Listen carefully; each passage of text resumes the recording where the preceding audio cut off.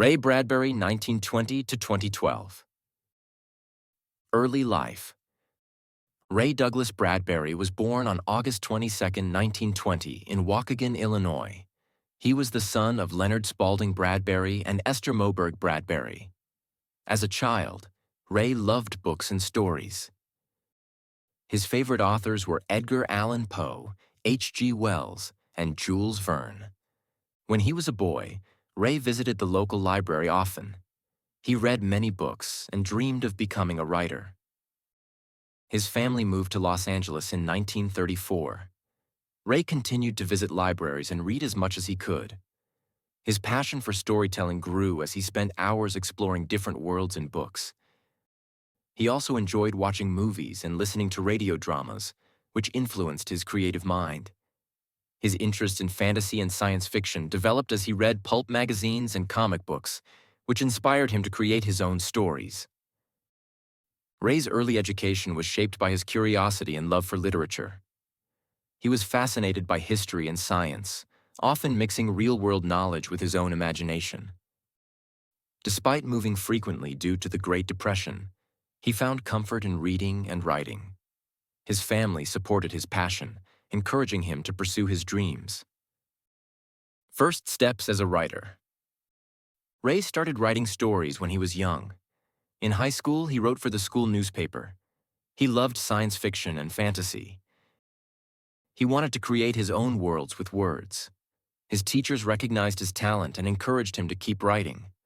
He often submitted his stories to magazines, hoping to see his work published. In 1938, he graduated from high school. He could not afford college, so he educated himself in the library. He wrote stories every day. He sold newspapers to make money, but never stopped writing. He practiced writing for hours, developing his style and voice. He joined a writers' club where he met other aspiring authors, sharing ideas and feedback. His early stories were influenced by authors he admired. He experimented with different genres, from horror to adventure. Even though he faced rejection many times, he never gave up. His determination and love for storytelling kept him going. Early career. Ray published his first short story, Hollerbachen's Dilemma, in 1938. He wrote for science fiction magazines. In 1947, he published his first book, Dark Carnival, a collection of short stories. This book contained many of his early works, which focused on mysterious and supernatural themes.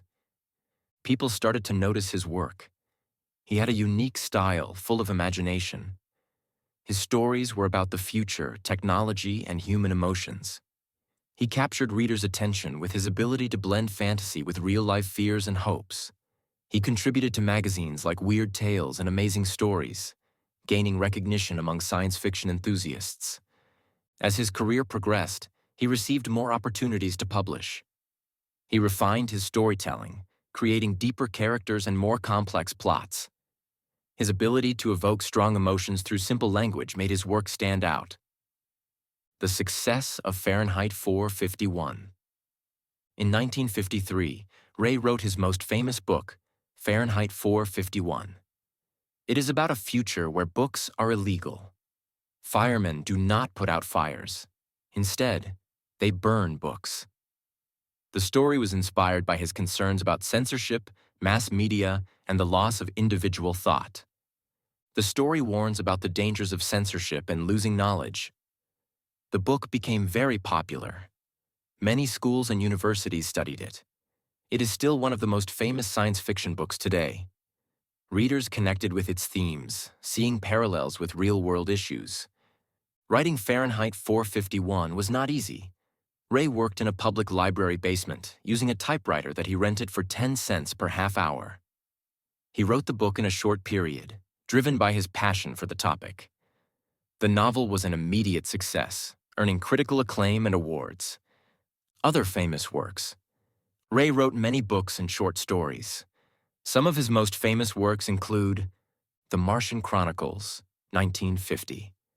Stories about humans living on Mars.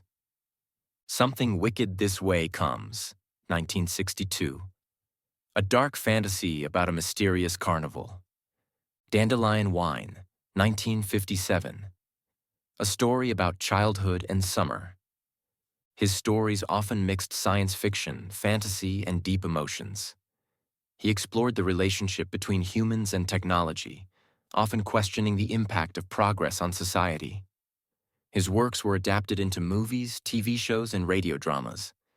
Bradbury's style was poetic and descriptive. He brought ordinary settings to life, filling them with wonder and mystery. His ability to make the fantastic feel real kept readers engaged. Later years and achievements. Ray won many awards for his writing. He never stopped working. He wrote books, plays, and even worked on movies and television. He adapted his works for the screen, collaborating with filmmakers to bring his stories to life. In 2004, he received the National Medal of Arts from President George W. Bush. He was very proud of this honor. He also received numerous Lifetime Achievement Awards, recognizing his influence on literature and science fiction. Ray loved life. He loved books, movies, and imagination. He believed that reading and writing could change the world. He frequently gave talks, encouraging young writers to follow their dreams. He believed creativity should be nurtured and protected. Final years and legacy. Ray Bradbury passed away on June 5, 2012, at the age of 91. His stories still inspire people today.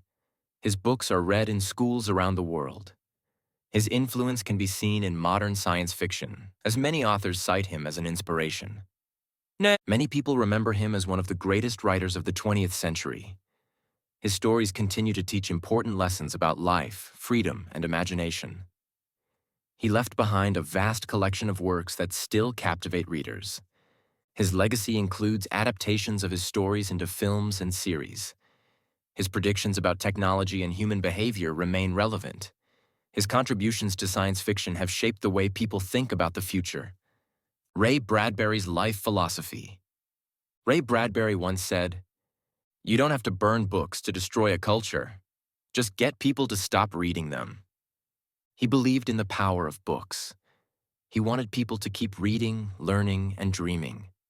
His stories live on, inspiring new generations to think and imagine.